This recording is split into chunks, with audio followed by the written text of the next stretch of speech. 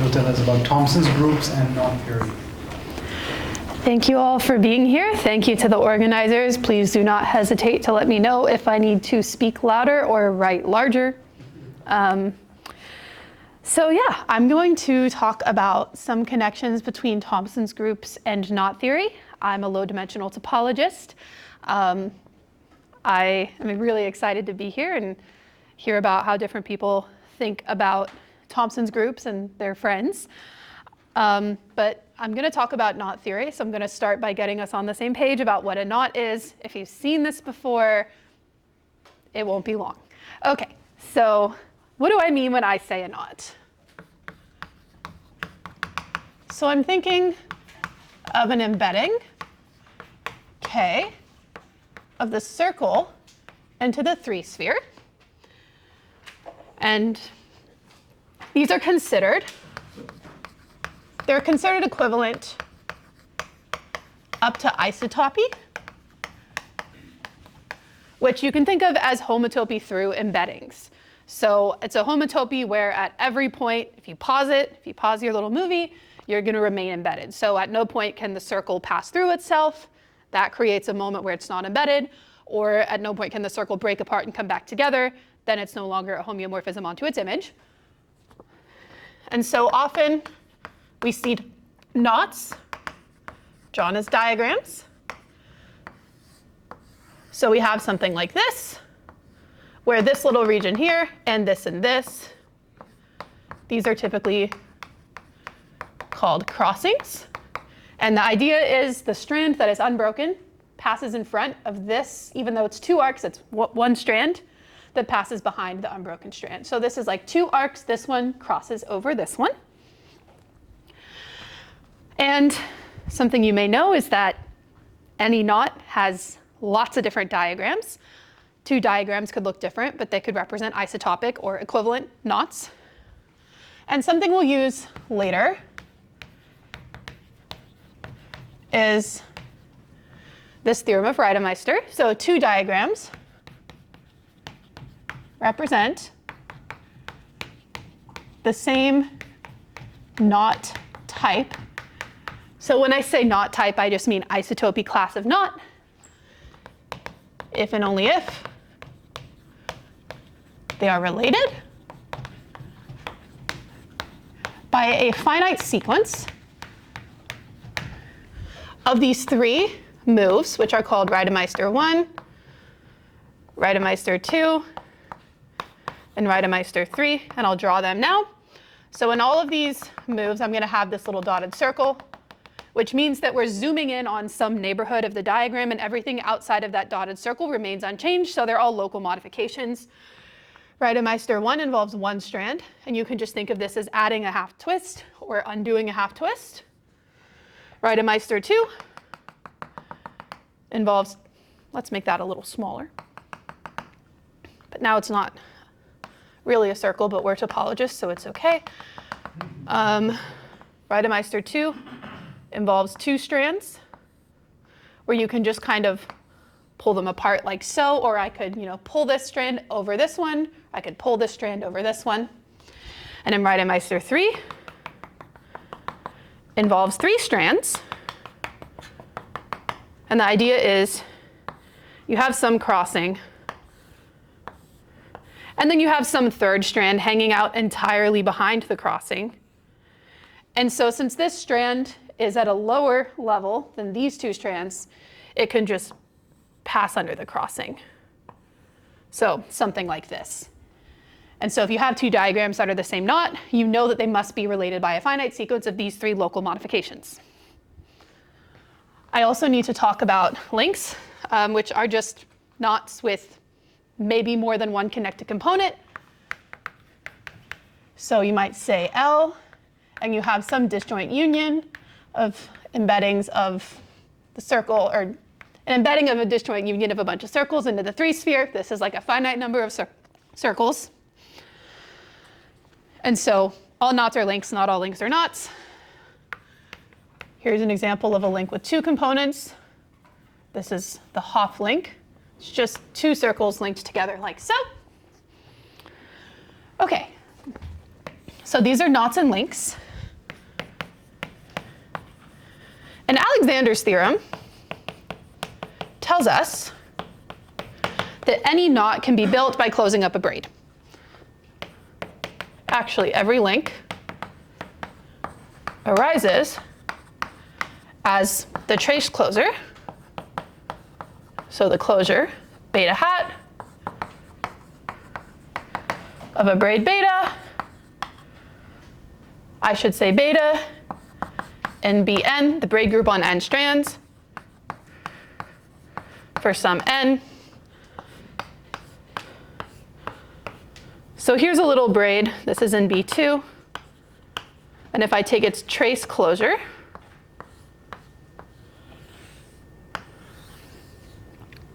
I get this knot, which is a trefoil. And any knot you want can be realized from some braid. It might not be in B2. It could be in, B3, B5, anything. Nope, wrong one. But as you also may know, there's like lots of different braids and lots of different braid groups that can give you the same isotopy class of link. And so there's this theorem of Markov. If you're like, where's the PL stuff? It's coming, I'm sorry. There's a theorem of Markov that says beta 1 closure is isotopic as a knot to beta 2 closure, if and only if beta 1 and beta 2, I don't care if this isn't halfway, are related by a finite sequence of Markov moves. And there's just two Markov moves. And so if we have two braids, they could even live in different braid groups that give us the same link. We know that we can get from one to the other via a finite sequence of these moves, which I won't describe. There's also this notion of braid index. So for a given link, you might want to know what's the minimal number of strands I need on my braid to build that link. What's the smallest braid group I can work with? So it's the minimal number of strands, where here that's n, Bn, necessary to realize a given knot K. And just as an example, this thing I drew up here has braid index 2. We know it has braid index 2 because only the unknot has braid index 1. So it can't have braid index 1 because it's not the unknot. Okay, well, maybe you don't know that by looking at it, but you can believe me. Okay, so that's an example of braid index. But we also know that braid index gets arbitrarily high. I can't get everything if I work with like all the BNs up to B50. There's some knot out there that has braid index 51, and there's some knot out there that has braid index 52, and I can keep going forever. Okay. So where we are right now is we have this infinite collection of finitely generated groups. Braid groups are finitely generated. And together, they give us every knot or link that we want. Well, in 2014, Vaughan Jones told us another story. And he said, I know another way to do this. I know another way to get all the links that you could ever want. And I actually only need one finitely generated group, and that's the Thompson group. So really, Jones is the person who started this whole Thompson knot theory business. So he came up with a method for associating links in the 3-sphere to elements of F, and the big theorem is that all link types are realized. Okay. So thankfully, Yasha's wonderful talk told us a useful way to think about F. So I want to talk about how Jones builds these links, and to do that, we need to use this combinatorial description of elements of Thompson's group. So I can say recall elements of F are in correspondence with, I'll say a little bit more about this, just since we've had a great talk in between too. Ordered pairs of rooted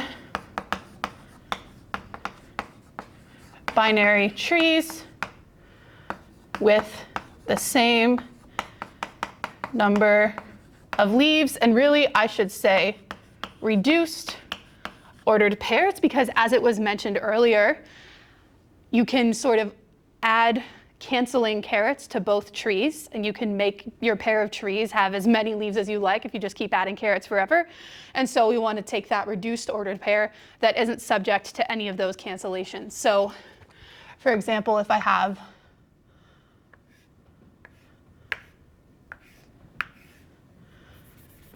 I need a better example. So if I have something like this, and maybe I can add something here and something here, this is really the same as if I just remove the carrots on the leftmost leaf of both. Although I will say, the carrots are easier to see if we do this extra step of visualization that will need a lot to build links. So, okay, if I have an ordered pair of trees, I'll take both of these actually. If I have an ordered pair of trees, what I might like to do is what I like to call reflect and connect. So I'll take the second thing in the ordered pair of trees, I'll reflect it over the horizontal axis. So the second tree looks like this. And then I'll put the first tree on top of it and I'll connect their leaves. And so what's nice is that this gives sort of another visualization of which interval maps to which interval, because they're actually physically connected. You don't have to count, okay, 1, 2, 3, this goes to 1, 2, 3. You can just see it. But also this is nice because now we can see that there's a caret that needs to be canceled. Anytime you have something like this is not reduced. And so really, we could remove it. And this is what happens if you reflect this tree over the horizontal axis and connect the leaves from left to right. Any questions about that? Okay. So now I want to tell you what Jones does. So this is Jones, and we go from G and F to L of G, a link, and S3. And so I'll take this element of G. So I'll say G is equal to this ordered pair of trees. The first thing you do is you can either think of this as embedding them in the ternary Brown-Thompson group, if you are familiar with that, or you can just think of adding a bunch of extra edges to make this a ternary tree rather than a binary tree, and then one more edge for reasons that you'll see in a second. So basically, wherever I have a caret, wherever I have a split, I'm going to put a third edge in the middle. I think this might show up better. So I'll do something like that. And then an extra bit of data that I'll add is another edge that curves around like this, and this will help us turn it into a link. Then we reflect and connect as usual. So we're going to have something that looks like this now. And then, okay, everything in this picture is either a 4-valent vertex or maybe a 2-valent vertex where 2 leaves are like attached. And so the 2-valent vertices will just like smooth to arcs, and the 4-valent vertices will turn them into crossings. And specifically, we're going to use this convention, come over here, that whenever we have something like this locally, it becomes a crossing that looks like this. And whenever we have a crossing that looks like this, it becomes a crossing that looks like this. So a way to justify or remember this is that the strand with the local maximum or minimum is always going to be on top of the strand that's vertical. Sorry, I'm confused about the first step. So going from the tree pair to the...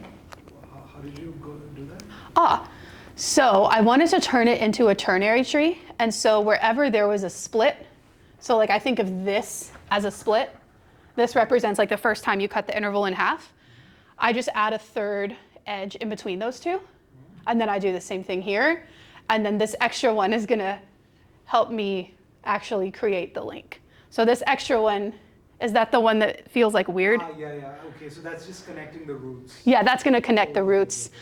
And when we move into T and V, this extra thing is more important because it sort of tells you how to map everything together in a way that's not necessarily going to be left to right. But for F, it might feel kind of, yeah, for F, I could have just put it here. That might have been easier. Okay, so we can draw our link.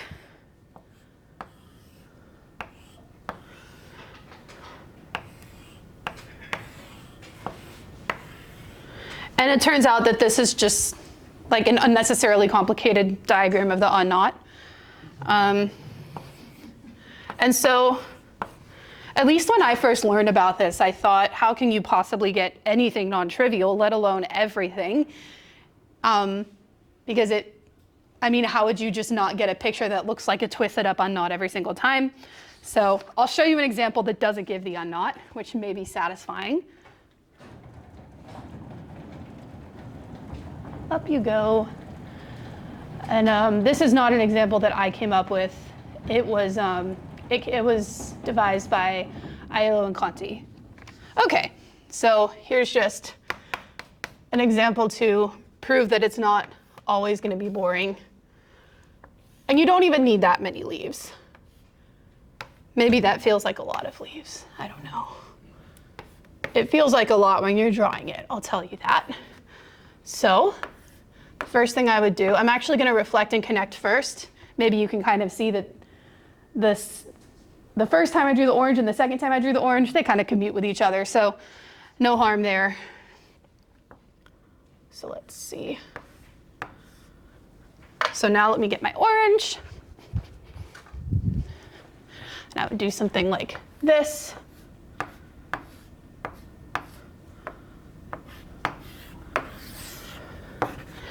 Okay, and now I didn't practice drawing this quite as many times as I would have liked to. Let's check 1, 2, 3, 4. 1, 2, 3. Look at that. 1, 2, 3. 1, 2. This was a bad idea, I'm not gonna lie.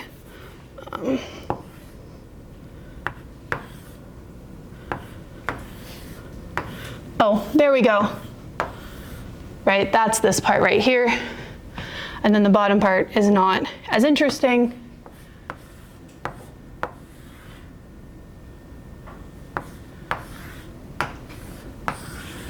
And this is kind of a bunch of Reidemeister 2 moves away from a trefoil.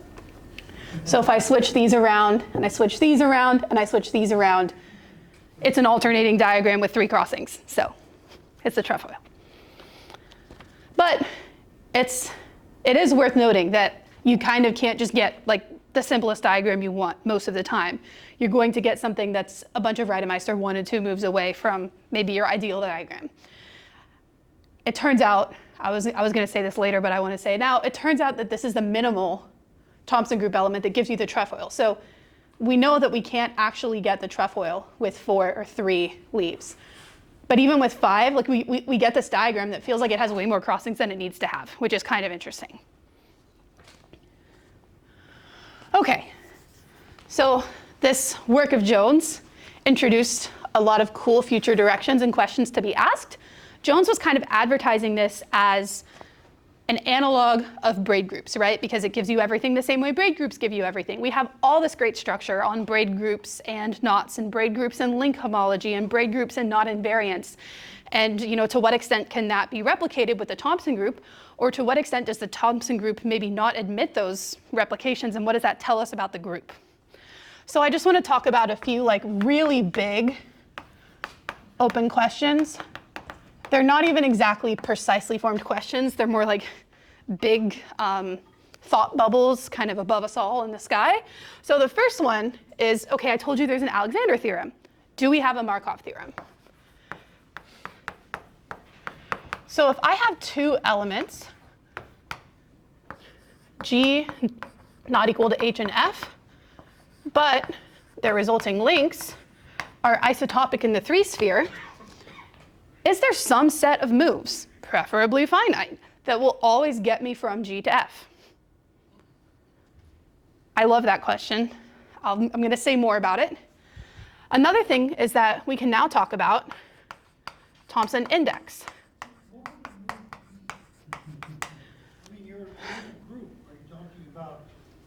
We'd love to have moves on the diagrams, like on the pair of trees diagrams. Oh, using on the diagram. Yeah, that's one way I would like to think about it. But not as group theory, when you're saying words or equivalent. Yeah, not like TT moves. Not necessarily words, but just if there's a way that we can modify the diagrams. So maybe if I have, a pair of trees here that gives the same thing as a pair of trees over here, is there a sequence of diagrams that gets me from one to the other on the level of trees? And it's a question that, at least for me, it sounded a little bit simpler than it really was at first, like that's how it always goes, right? But I'll talk a little bit about maybe why some of the first things that people might think of don't exactly work. But we'll get to that in just a moment. I also want to bring up Thompson index, which is, just like braid index, given a link, what's the minimal number of leaves you need to realize that link? It was computed by Aiello and Conti, so. Sorry, what is the sort of classical Markov theorem that this is trying to... Oh, yes. So that's saying, I think it's up there, but I should probably say more. Yes. So if the closure of beta 1 is isotopic as a link to the closure of beta 2, we know that those two are related by either conjugation or stabilization. And so we'd like something like that for Thompson groups. But it's tricky, and I like that. And then we have Thompson index, so I think I should credit Aiello and Conti. I think it was like 2018 or 2019. T23 has F index 5. And they do this by showing that whenever you have 4 leaves, 3 leaves, 2 leaves, or 1 leaf, you can only get unlinks. So it's kind of a brute force computation. Okay. Sorry, what is F index 5? Oh yeah, so I should define Thompson index. So given a link L, its Thompson index, or F index, is the minimum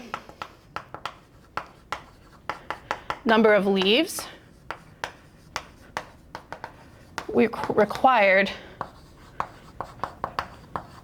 to realize L. So here, I'm only counting white leaves, which I realize is kind of weird, but I'm only counting the white leaves. I'm only counting these leaves. So here I have 1, 2, 3, 4, 5. We're ignoring the fact that we add some more in the process. And so here, because we built the trefoil with only 5 white leaves, we say, well, we know that the Thompson index is at most 5, but then Aiello and Conti showed that nothing interesting has Thompson index 4, 3, 2, or 1. Okay. And so once we have Thompson index, we can ask all these fun questions about how it might relate to other measures of knot complexity, like braid index, crossing number. And so I think there's a lot of cool questions to be asked there. I also realized I skipped something that I also want to say.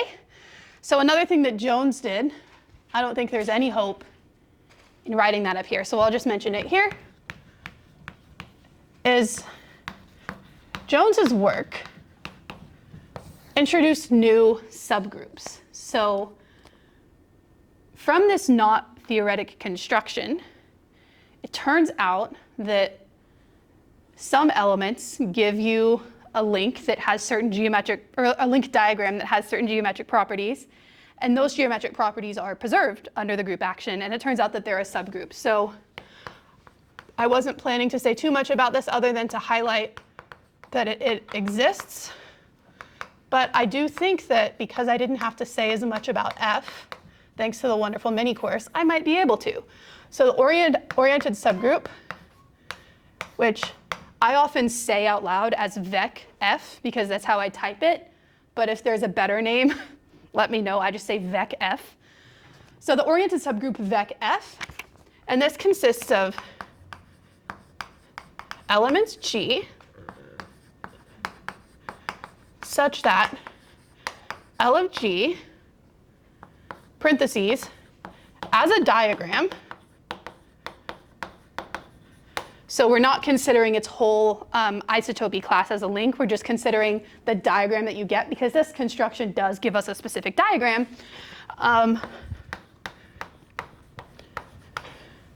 Bounds an orientable surface.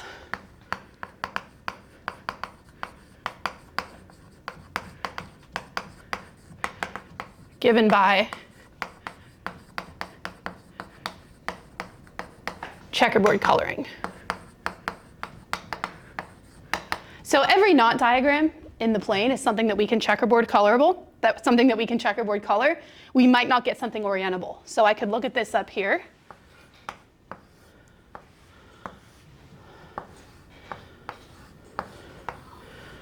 So typically, when we checkerboard color, we leave the outside face unshaded. So I'm going to shade this face here. I'm going to shade this face here. I'm going to shade this face here. And so if I want to assign these signs such that whenever there's a half twist, we change sign. This is positive, so this has to be negative, and this has to be negative because I have two half twists here. But now we have a negative twisting into a negative half twisting into another negative, which isn't allowed. So, you know, not everything is in VEC-F. And it's kind of interesting that somehow this property is like preserved under the group operation. It's kind of fun. But so Jones had these oriented subgroups, VEC-F, and he also came up with VEC-T. And now here's the first part where I'll say a little bit about how some of the stuff I've done relates to this. So this is joint work with, I should put it in alphabetical order, Micah Chrisman, myself, and Melody Molander, both at Ohio State. We used something called virtual link theory, which is due to someone named Lou Kaufman, to define the appropriate analog for Thompson's group, V. So we came up with an oriented subgroup, V.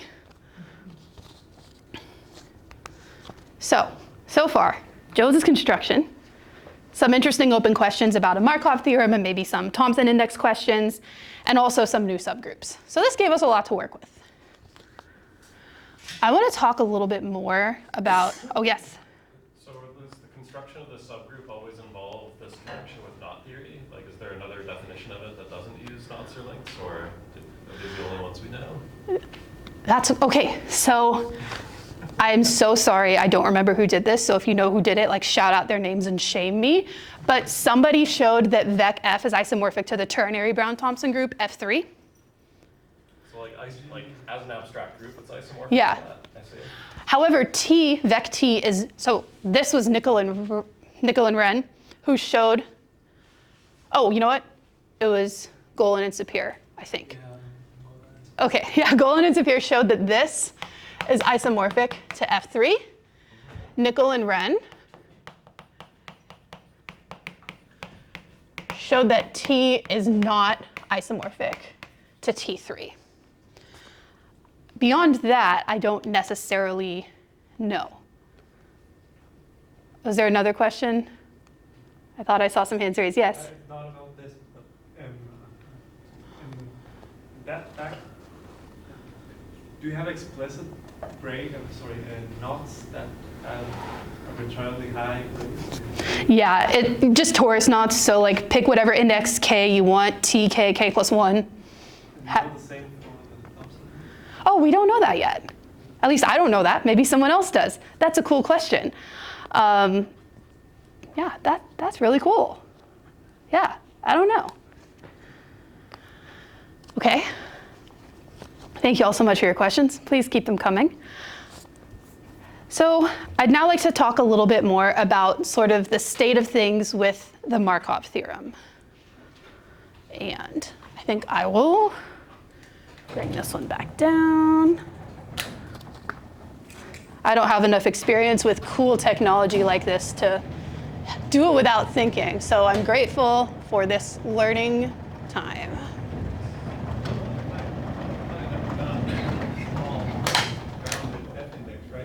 Sorry, Sorry, boys are making too much noise. If I fix the F index, then there's only a finite number of possible nuts, because there's only one finite number. That's true, yeah. So Dennis Sweeney, who is a graduate student at Ohio State, had a program where he like brute force computed Thompson index up to, I think, like 11 leaves. It's available on his GitHub if anyone wants to play around with it. I should write down his name. It's how it sounds, Dennis, S-W-E-E-N-E-Y, Ohio State. I can write that here. So, D. Sweeney, and I'll just put parentheses GitHub because I think he would be delighted for more people to see this. So, compute F index up to 11 leaves.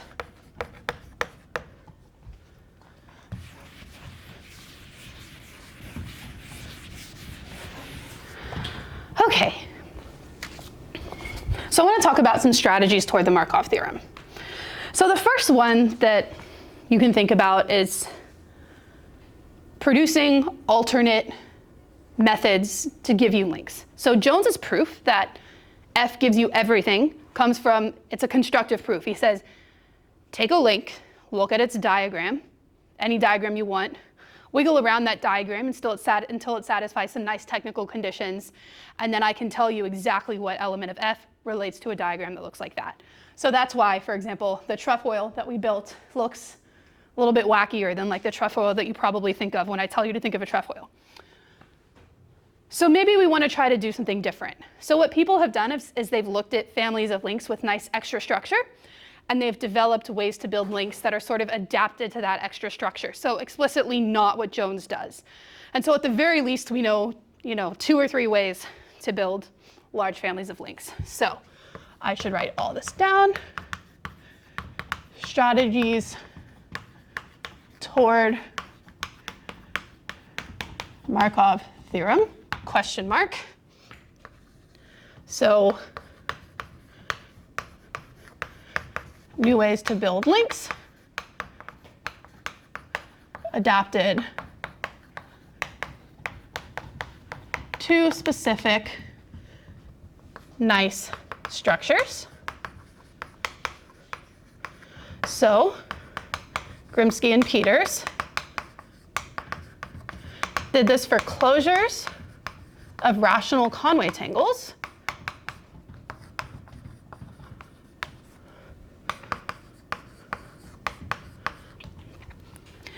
And then this is joint work between myself and Susanna Terron.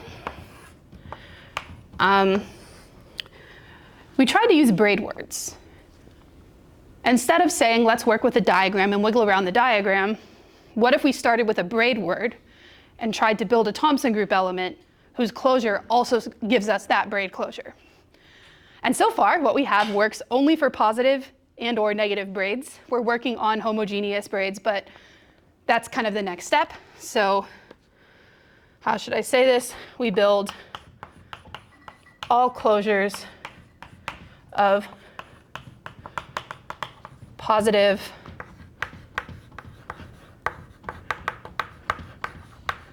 or negative braids. So if you give me a positive braid, I give you an element of the Thompson group. And if you close both up in their respective different ways, you get the same thing. And it also works with negative braids.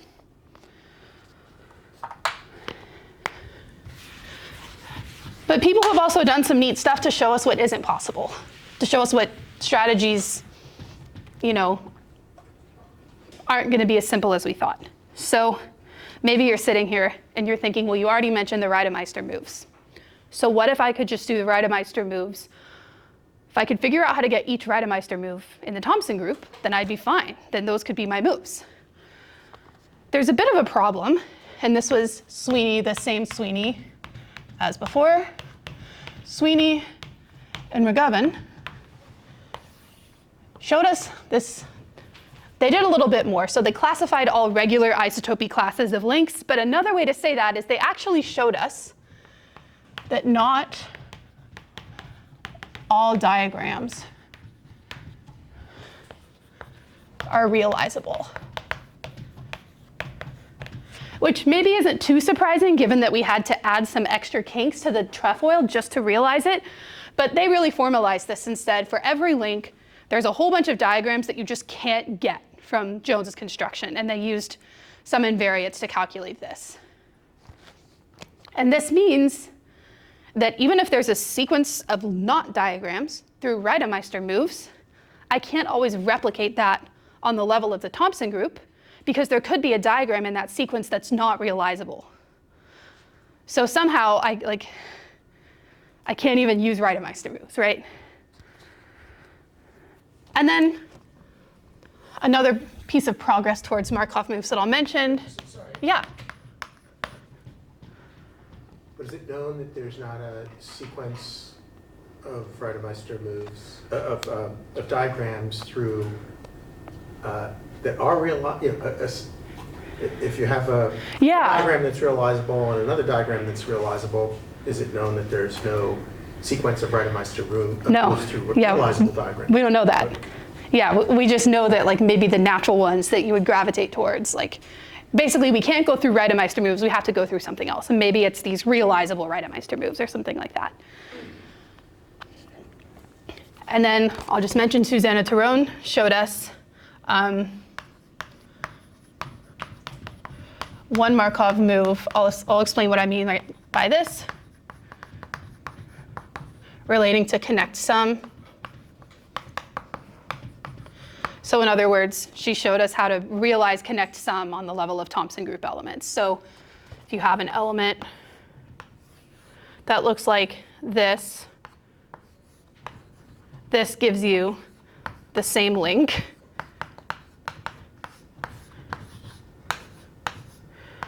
as GF.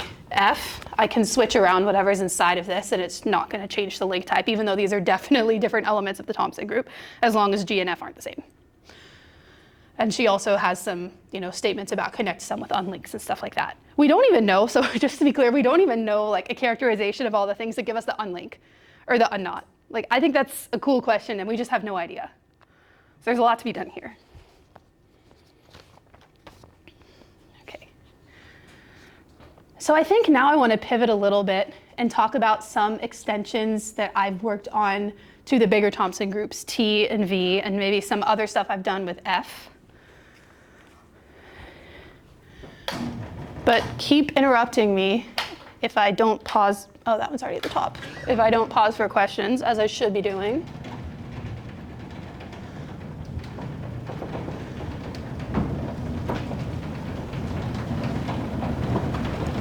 And we just saw a really cool definition of T. I'm not going to use that one.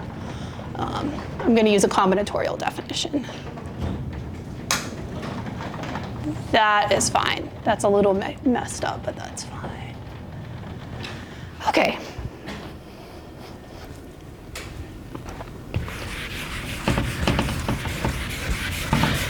So I think what I might do with the time that I have is like give sort of an overview, and then we can talk more about specifics after or based on the questions that people ask.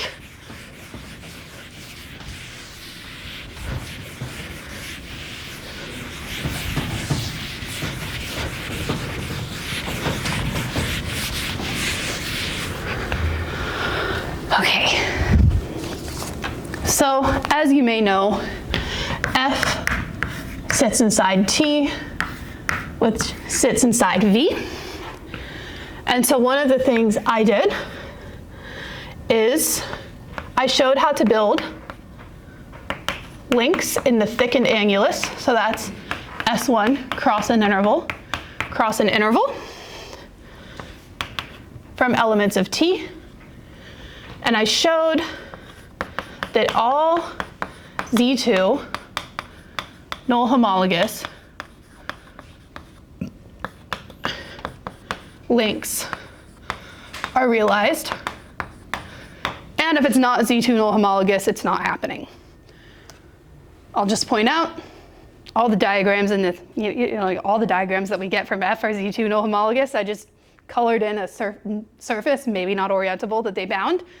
So in a way, it's kind of the same story. It just sounds less ideal because in S1 cross I, you can actually get Z2 not null homologous things, which wasn't the case in the 3-sphere. And then from V, which I think I can say this without telling you what V is for now. And this is joint work with Micah Chrisman and Melody Molander. And this is the stuff that allowed us to define that virtual, or that oriented subgroup. What we do is we build links, star, I'll tell you what the star is, in thickened surfaces. So here, sigma is closed, compact surface. And by links, I mean modulo the relations in Lou Kaufman's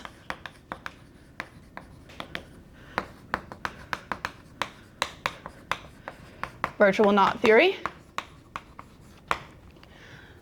So we really build these things called virtual links, but they can always be realized as links in thickened surfaces that are closed, compact, and I should say oriented. And we also show that everything that's realized is Z2 null homologous, and we get all Z2 null homologous things. So again, all Z2 null homologous links realized.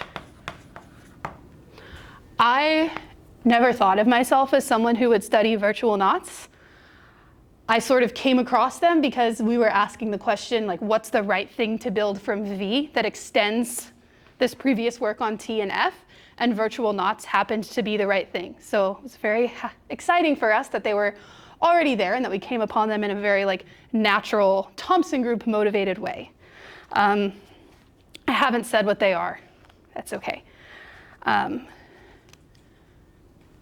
So we now have this nice, the geometric portion of the program is somewhat completed. We have a geometric thing that you can build from T that gives you your oriented subgroup vec T. We have a geometric version of V that gives you your oriented subgroup vec V. But I've also done some work with some co-authors expanding what we know about links and F. So I think I'll just put 2 stars and write over here. So this is joint work with my advisor, Slava Krushkal and Yangxiao. And what we do is we show that you can build n tangles from F. And by n tangles, I mean, so these live in I cross I cross I. And we often draw them like this. So here's I, and the third I is into the board. That's the third cross I. And they're just embedded one-dimensional submanifolds, properly embedded. Okay, here's where I'm gonna deviate from a convention that some folks are used to, and I apologize, where there are, possibly some closed components hanging out, but there's n endpoints that intersect at the top and n endpoints at the bottom. So here, if you're seeing this for the first time, n equals 4 sounds reasonable. If you're used to Kavanov's convention like I am, you would say this is a 2-2 tangle. But I just think it's more intuitive for the purposes of this talk to just let n be 4, because it doesn't really matter too much for our purposes. So we build these things. Entangles are considered equivalent up to isotopy, fixing endpoints pointwise. So, I'll draw two tangles that are isotopic. So something like this is equivalent. Well, I can still use Reidemeister moves in those little disks. It's just equivalent to this picture. But on the other hand, there are things that you might really want to believe are equivalent as tangles, and they're just not. So you might have something like this.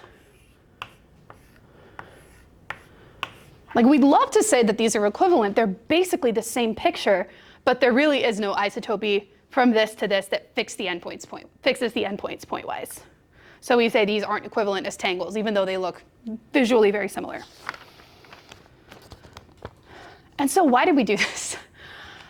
We did this because there's this well-known structure of braids acting on Kovanov homology. So Kovanov has a homology theory for tangles. There are these chain complexes that come with tangles. And the braid groups have this nice algebraic structure on the tangles called a group action. So you get a functor for each braid, and they play really nicely with each other in exactly the way you'd expect. And so we wanted to know, can we build n tangles from F, and can we get some sort of a analogous structure on these Kovanov complexes? And the answer is like yes and no. We get what we call a lax group action. So rather than a genuine group action, there's some slight complication. There are places where you want natural isomorphisms, but really you only have natural transformations, stuff like that. It's also called a weak action in the literature sometimes. It's equivalent to a lax functor between two categories. And it also appears in other TQFT settings. So in work of Lipschitz, Oshvath, and Thurston, there's this action of there's this lax action of the mapping class group of a surface on some bimodules and bordered floor homology. So this is like a parallel story to what they have. But the TLDR is that we have this action on Kovanov homology. But I will say, I should probably write that down. But I'll say the realization question remains open. So I've been working on the realization question with Susanna Terron for a while. And we've sort of gotten stuck. We keep trying to find things that can't be realized by our construction, and we just can't. So now, we change gears, and maybe we're going to try and prove that you can get everything. But so far, we only have a proof that works for positive braids and negative braids, and we're working on homogeneous braids. So the realization question for tangles is still open, and we have a partial result that I'll write down in a moment.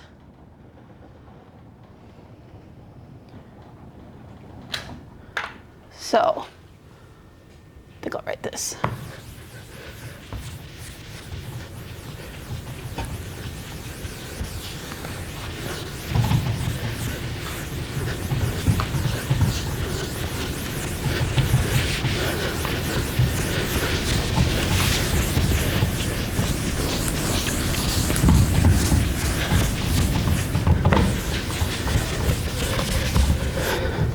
So I think it doesn't make sense to go into all the data of a lax action now.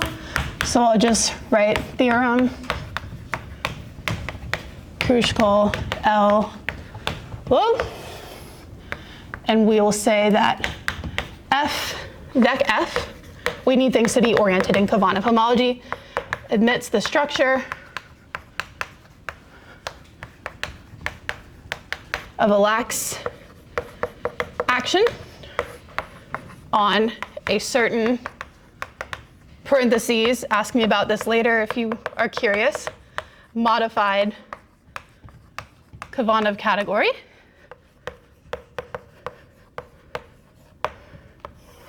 But on the other hand,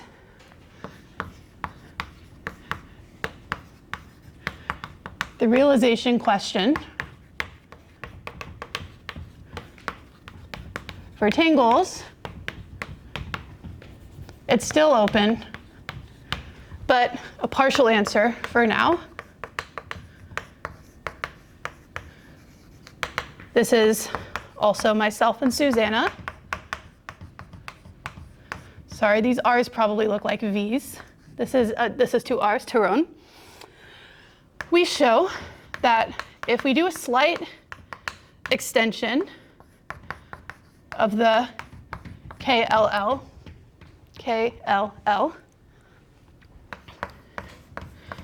if we extend it to this Brown-Thompson group F3, well, then this realizes all of the following. So positive braids,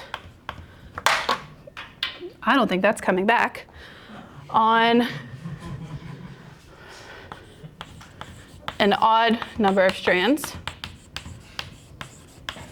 And similarly, all negative braids on an odd number of strands. And we think we can get a lot more than this. This is just what we know how to prove right now. All right. Any questions? It's like 4:53, things end at 5. I feel like this is a good ending place, and then I'll just take questions if that's okay. But yeah, I'm really grateful to be here. Thanks for the invitation. I'm really excited to hear about how more people think about T and V and F throughout the week, and I'd love to talk to people if you have thoughts or questions about any of this, or maybe you have an idea of how your approach to T and V can play well with this. I'd love to know.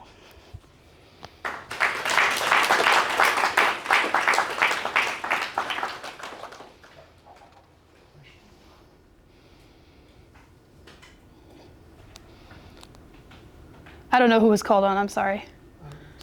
It's still remarkable that even though you put the name Vaughan Jones for it, but why should there be a correspondence between Thompson group and all this sophisticated knot and tangle theory?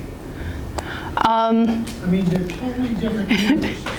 Yeah, I mean, I can give a little bit of context about how this came about, which is that Jones was trying to understand conformal field theories on the circle, and he was using T and F as sort of toy models for diff plus S1. And this really, this construction, when I have G and I go to L of G, there's a way to rephrase all of this as an inner product on a Hilbert space that F acts on. And so, you can think of that inner product as you have, maybe two tangles with the same number of endpoints, and then you close them up, and then you evaluate in some TQFT. So secretly, this was originally formulated by Jones as an inner product, and I think it was sort of a side, a sort of a consequence that, wait, I can actually get everything from this. I haven't talked to him, but from my understanding, I think that's kind of where it was heading. So there's a hidden organic reason for this. Yeah. And I'll just say, the Hilbert space, it's not like your typical skein module. It's a lot wackier. There's relations in it that typically don't exist in skein modules. So you said it's an inner product, but at the same time it's also a link. Yes. So how the inner product is that a number? Yeah. So really, I kind of said the last part really quickly because I thought maybe nobody would ask about it. But the number is going to be some link invariant. And so, the idea, this sort of Jones technology, was that we'd like to be able to use a lot of different link invariants, but the process of actually showing which link invariants arise from this construction is its own thing. So we show that some quantum invariants of virtual links called operator quandle colorings, which we did not come up with, they were already out there and they were exactly what we wanted to know, which was awesome, that those arise from Jones's original program in the sense that you can get them from unitary representations of V.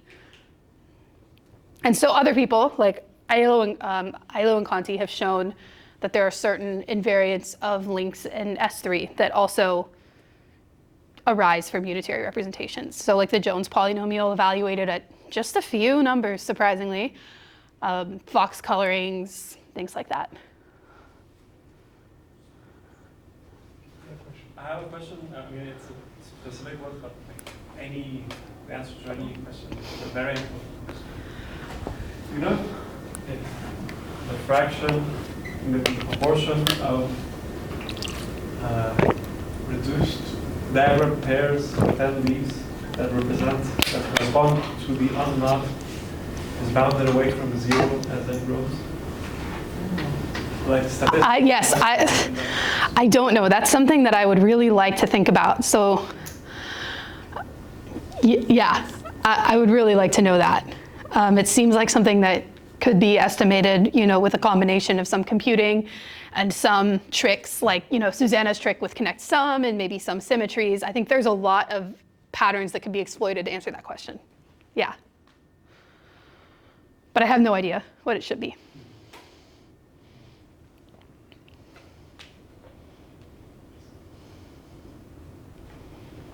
Well, thank you so much. Thank you.